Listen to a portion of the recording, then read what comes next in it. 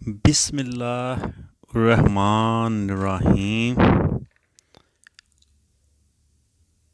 فاسألوا اہل الذکر انی کنتم لا تعلمون، پس پوچھو اہل ذکر سے اگر تم نہیں جانتے۔ اسرار معرفت یہ تصنیف ہے آفتاب چشت رومی دوراں شیخ الاکبر ثانی ابو الحقائق حضرت پیر سید امانت علی شاہ۔ اسے آڈیو کی صورت میں شائع کی جا رہی ہے۔ تمام اہل ذوق، اہل شوق، اہل دل اسے دھیان سے لفظ با لفظ سنیں، اور کوئی چیز کی سمجھ نہ آئے تو اپنے مرشد کریم کے زیر سایہ اس بات کو سمجھیں، ورنہ خاموش رہیں۔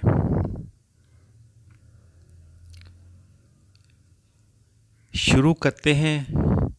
سب حمد اس واجب الوجود ذات کے لیے ہے جو شکل، صورت، جسم، عرض اور جوہر سے منزہ ہے،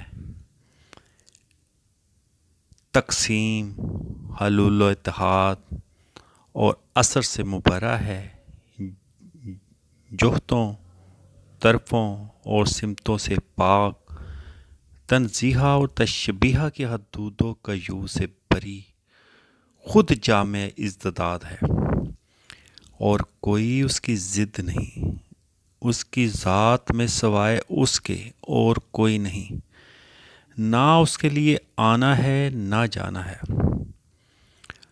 اسی ذات حق نے اپنے جمال و کمال کو ملاحظہ فرمانے کے لیے یعنی ثابتہ کے آئینوں کو آراستہ کیا۔ دنیا تصوف میں دو ہی اصول کار فرما ہیں، ایک ہمہ اوست یعنی وحدت الوجود اور دوسرا ہمہ از اوست یعنی وحدت الشہود۔ صوفیہ کے نزدیک دونوں اصولوں کا مطلب اور مفہوم ایک ہی ہے کہ اشیاء کا وجود نہ زائد بر ذات حق ہے اور نہ خارج از ذات حق، ورنہ قرب کی صورت میں حلول یا اتحاد لازم آئے گا، جو سراسر کفر و ضلالت ہے۔ ذات کا حق اول ہے، آخر ہے، ظاہر ہے، باطن ہے، قریب ہے، اقرب ہے، محیط ہے اور ساتھ ہے۔ شے کا ذات حق سے کیا تعلق ہے، یہ بات سمجھ آ گئی تو عرفان حاصل ہو جائے گا۔ اسرار معرفت میں حق و خلق کے اسی تعلق کو نہایت سادہ اور سلیس الفاظ میں بیان کیا ہے۔ چلیں شروع کرتے ہیں۔ یہ ہم چیپٹر وائز جیسے جیسے بیان کیا گیا ویسے لفظ با لفظ کوشش کریں گے آپ کے سامنے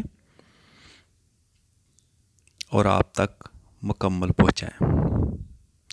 بسم اللہ الرحمن الرحیم۔ قل هو اللہ احد اللہ الصمد لم یلد ولم یولد ولم یکن لہ کفوا احد۔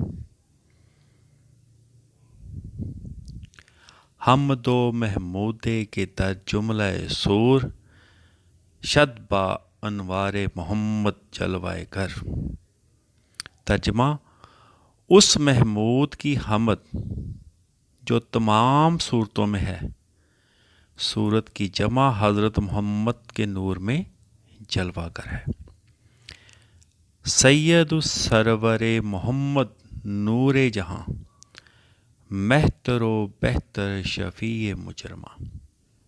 ترجمہ: دونوں عالم کے سردار اور نور الہی کی جان حضرت محمد ہے اور وہی گناہ گاروں کی شفاعت کا سب سے بڑا اور بہترین ذریعہ ہے۔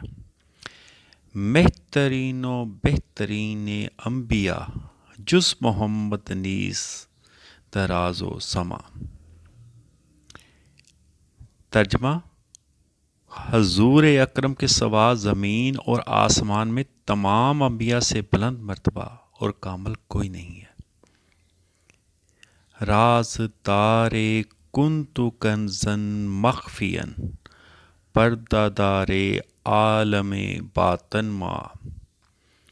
ترجمہ: وہی حضرت محمد صلی اللہ علیہ وآلہ وسلم کنت کنزن مخفین کے رازدان ہیں، اور وہی عالم جو ہماری آنکھوں سے پوشیدہ ہے، یعنی کہ عالم بالا یا لامکاں کے پردہ دار ہیں۔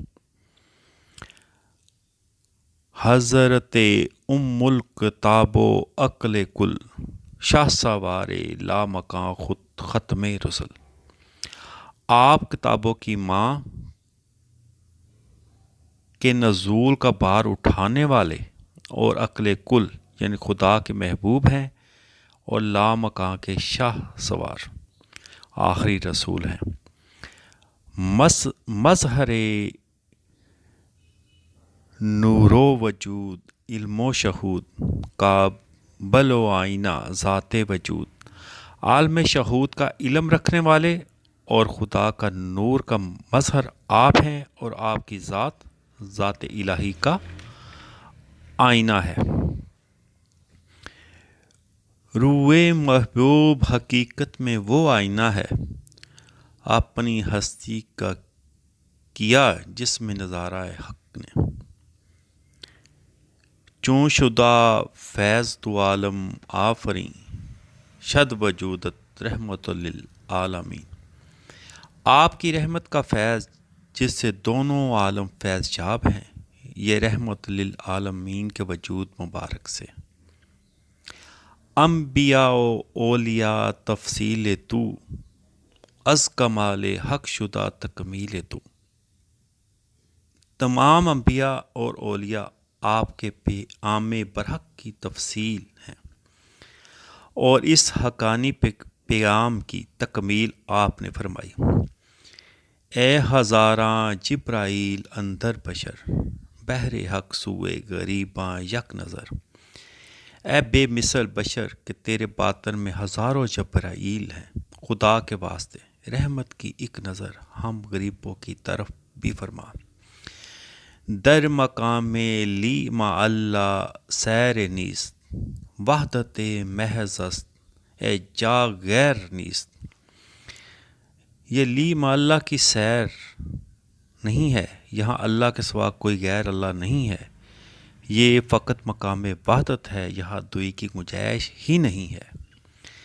لی ما اللہ شان خود فرمودائیں، من نہ دانم بندہ یا حق توئی۔ آپ نے خود اپنی شان لی ما اللہ بیان فرمائی، میں نہیں جانتا آپ بندہ انسان ہیں یا حق ہیں۔ میرے دوستو، بھائیوں، بزرگوں اور سننے والوں، آج سے ایسی بات کا آغاز کر رہے ہیں جس سے توحید، رسالت، قیامت، ان اصولوں پر گفتگو ہوگی۔ حقیقت یہ ہے کہ ہمارے جتنے اختلافات ہیں وہ اس بنا پر ہیں کہ ذات باری تعالیٰ کی صحیح معرفت پیش نہیں کی، یا سمجھنے والوں نے نہیں سمجھا، ورنہ اگر توحید سمجھ میں آ جائے تو تمام اختلافات ختم ہو جاتے ہیں۔ اور یہ ایک ایسا مسئلہ ہے جس پر کسی کو اختلاف نہیں۔ تمام فرقے توحید، رسالت اور قیامت کے قائل ہیں، کیونکہ ان تینوں میں سے کسی کا انکار کرنے والا مسلمان نہیں رہ سکتا۔ اس لیے یہ تین ایسے اصول ہیں جن پر ہم تمام متفق ہیں۔ اس کے بعد ایسے مسائل آتے ہیں جن میں اختلاف ہے، مگر اس اختلاف کی وجہ سوائے اس کے نہیں کہ توحید، رسالت اور قیامت سمجھ میں نہیں آئی۔ مسلمان تو اپنی جگہ ہے، دنیا میں کوئی انسان نہیں جو خدا کو نہ مانتا ہو۔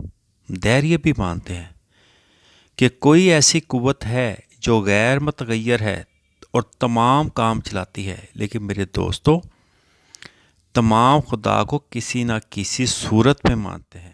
اسی وجہ سے بتوں کی پوجا شروع ہوئی، سورج، چاند، ستاروں کو پوجنے لگے۔ یہ صرف توحید نہ سمجھنے کی وجہ سے ہوا۔ اگر صحیح معنوں میں سمجھ جاتے تو تمام اختلافات دور ہو جاتے۔ میں چاہتا ہوں کہ تمہیں الف بے سے شروع کیا جائے اور پھر ان حرفوں سے لے کر کلمات تک لے جاؤ۔ سب سے پہلے جو ہمیں سکھایا گیا اور جس پر ہمارے ایمان کی بنیاد رکھی گئی وہ ایمان ہے جو دو طرح پر ہے، ایک ایمان مجمل، ایک ایمان مفصل۔ ایمان مجمل میں اللہ پر ایمان لایا جس طرح وہ اسماء اور صفات کے ساتھ ہے، اور میں نے اس کے تمام احکام کو قبول کیا، زبان سے اقرار کر کے، دل سے تصدیق کر کے مان لیا۔ یہ ہے ایمان مجمل۔ اس سے زیادہ ابتدائی مسئلہ اور کوئی نہیں ہو سکتا۔ میرے متعلق کہا جاتا ہے کہ دقیق گفتگو کرتے ہیں، مگر ایسا نہیں ہے۔ میری سیدھی سادی باتیں ہیں۔ ایک نمازی کو نماز پڑھائی جائے تو اس کی اوقات، ارکان، واجبات، مفسدات، فرائض، سنتیں، مستحب وغیرہ، یہ تمام کچھ نماز ہے۔ ایک نمازی کو نمازی بنانا ہے تو ان تمام مسئلوں کے جاننے کی ضرورت ہوتی ہے۔ تو بتائیں کہ اس کے لیے کتنے وقت کی ضرورت ہے؟ کہا جاتا ہے کہ نماز تو پڑھاتے نہیں، بڑے بڑے دقیق مسئلے بیان کرتے ہیں۔ بتائیں اگر کوئی نماز کے مسائل متواتر یاد کرتا رہے تو شاید 2-3 سال میں نمازی بن سکے، لیکن جس کو مشکل کہتے ہیں، میں کہتا ہوں 1 ہفتہ میں توحید، رسالت اور قیامت سمجھا دیتا ہوں، مگر نمازی 2 سال سے کم عرصہ میں نہیں بن سکتا۔ بات یہ ہے کہ یہ مسائل آپ کو مشکل اس لیے معلوم ہوتے ہیں کہ علماء نے اس طرح توجہ ہی نہیں دی۔ اب آئیے ایمان مجمل کی طرف۔ میں خدا پر ایمان لایا جیسے وہ اسماء اور صفات کے ساتھ ہے۔ کیا اس کا سمجھنا آپ کے لیے ضروری نہیں ہے؟ ضروری ہے۔ اب اگر اس کو سمجھاؤں تو آپ کہیں گے یہ مشکل مضمون ہے۔ اب دیکھنا یہ ہے کہ وہ کیسے اسماء صفات کے ساتھ ہے۔ ذاتی باری تعالیٰ کے ناموں سے ایک نام کا تعارف کراؤں۔ جلال ایک اسم ہے اور ایک اسم ہے جمال۔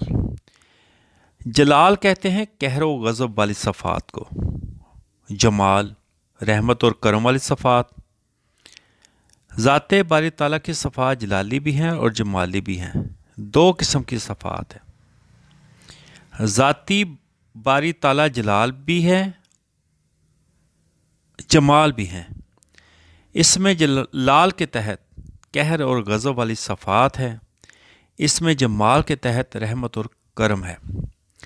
ہم پر ایک وقت میں غصہ غالب ہوتا ہے یا رحم غالب ہوتا ہے۔ جب غصہ آتا ہے تو رحم ختم ہو جاتا ہے۔ ہم ایک صفت میں رہ سکتے ہیں، مگر ذات باری تعالیٰ دونوں صفات میں ہی رہ سکتا ہے۔ جمالی صفات اس کی جلالی صفات کو معطل نہیں کرتی، اور جلالی صفات جمالی صفات کو معطل نہیں کرتی۔ ایک ہی وقت میں وہ جمال اور جلال کا حامل ہیں، وہ دونوں صفات میں ہی موجود ہیں۔ میں اللہ پر ایمان لایا جیسے وہ اسموں اور صفتوں کے ساتھ ہے۔ جب میں نے مان لیا کہ وہ دونوں صفات میں ایک ہی وقت میں موجود ہے، ایک صفت باری تعالیٰ کی اور بھی ہے۔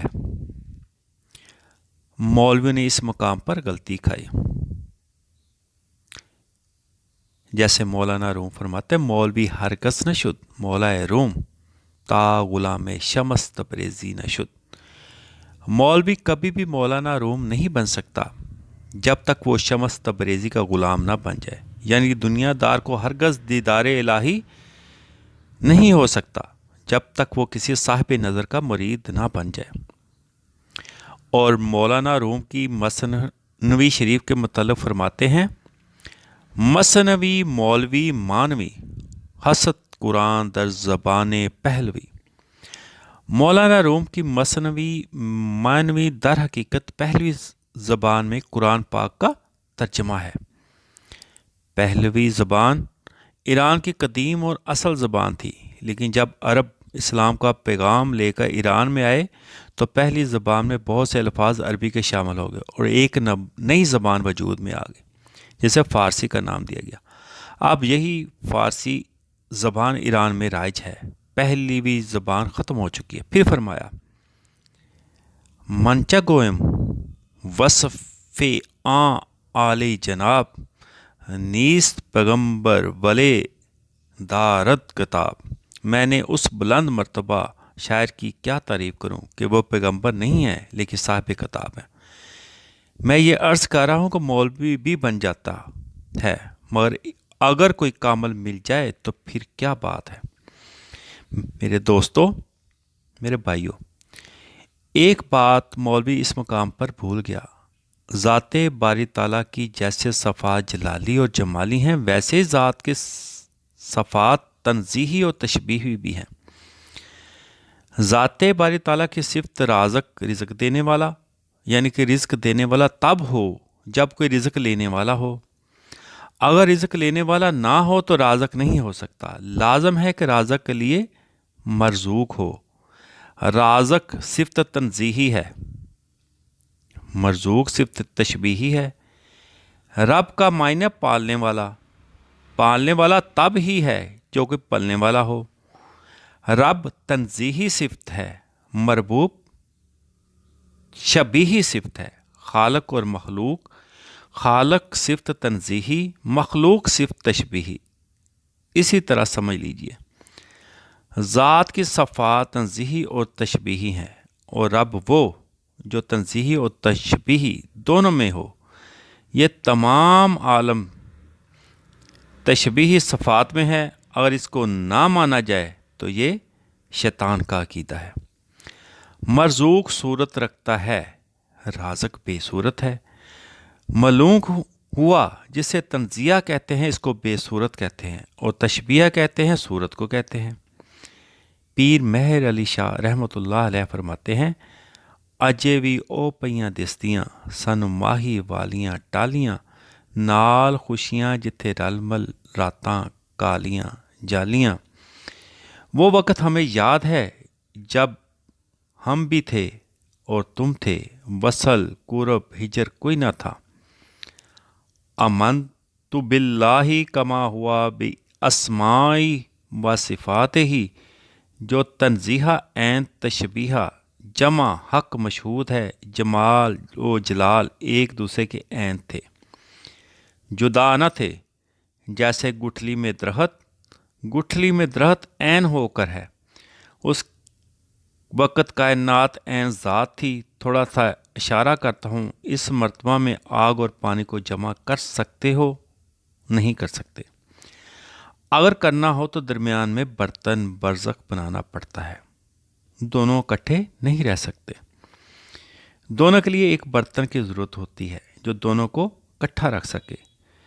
جب اس عالم تفریق میں آئے، اس عالم کو مرتبہ فرق اور اس مرتبے کو مرتبہ جمع کہتے ہیں۔ رومی رحمۃ اللہ علیہ فرماتے ہیں، چون بے برنگی رسی کاں یا فتی، موسیٰ فرون دارند آشتی۔ جب مختلف رنگ بے رنگی کی حد تک پہنچ جاتے ہیں تو موسیٰ اور فرون سکون سے بیٹھ جاتے ہیں، یعنی ایک ہو جاتے ہیں۔ اور چونکہ بے رنگی اسیر رنگ شد، موسیٰ با موسیٰ دران جنگ شد۔ اور مرتبہ فرق میں بیان کرتے ہیں، چونکہ بے رنگ وحدت، رنگ کثرت کی اسیر ہے، اس لیے موسیٰ و فرعون مادہ جنگ ہو جاتے ہیں۔ پھول پھول سے جدا ہو گیا، چونکہ یہ مشکل تھا کہ اس عالم میں آگ اور پانی اکٹھا رہ سکے۔ کفر اور ہدایت کو اکٹھا رہنا مشکل ہے۔ اگر آگ اور پانی کو اکٹھا رکھ لیا جائے تو بڑی قوت پیدا ہو سکتی ہے، مگر برزخ کی ضرورت ہے۔ اس لیے جب ان متضاد صفات کو اس عالم میں ظاہر کرنا چاہا تو ایک برزخ کی ضرورت پڑی، اور وہ برزخ رسالت ہے۔ وہ جامعہ صفات ویسے ہی رہا، مگر اس عالم میں دونوں صفات کا رہنا مشکل تھا، اس لیے نبوت کو برزخ بنا دیا۔ ادھر اللہ سے واصل، ادھر مخلوق میں شامل، خواص اس برزخ کبرا میں ہے حرف مشدد کا۔ نبوت ذات اور مخلوق کے درمیان حرف مشدد کی طرح ہے۔ کرم کیتا غوث الاعظم اپنے سر دے والیاں، جو صرف تنزیہ کی پوجا کرتے ہیں وہ ایسے ہی گئے، ان کو جمال نہ ہو سکا، نہ تنزیہ صورت میں ہے اور نہ ملے، اور اگر تشبیہ کی پوجا کرے تو وہ بھی ایسے ہی گئے۔ مشرکین مکہ بھی خدا کو مانتے تھے۔ خدا نے کہا، اے محبوب، اگر تو ان سے پوچھے کہ بارش کون برساتا ہے تو وہ ضرور کہیں گے خدا۔ وہ بتوں کو خدا تک پہنچانے کا وسیلہ مانتے ہیں اور خدا کو تنزیہ میں مانتے ہیں، اور ان بتوں کو غیر اللہ مانتے تھے۔ وہ غیر اللہ ماننے کی وجہ سے مشرک ہوئے۔ جب حضور صلی اللہ علیہ وآلہ وسلم نے لا الہ الا اللہ فرمایا تو وہ سمجھے کہ یہ بت غیر اللہ نہیں ہے، تو پھر انہوں نے انکار کر دیا۔ یہ کیسے ہو سکتا ہے کہ ہمارے نزدیک تنزیہ اور تشبیہ دونوں کا جامعہ ذات باری تعالیٰ ہے۔ ایک کتاب فصوص الحکم جو شیخ الاکبر محی الدین ابن عربی کی لکھی ہوئی ہے، جو غوث پاک کی دعا سے پیدا ہوئے تھے، وہ فرماتے ہیں کہ مجھے دمشق میں حضور کی زیارت ہوئی اور ایک کتاب مجھے دی اور فرمایا کہ یہ کتاب ہے فصوص الحکم، اس کی اشاعت کرو۔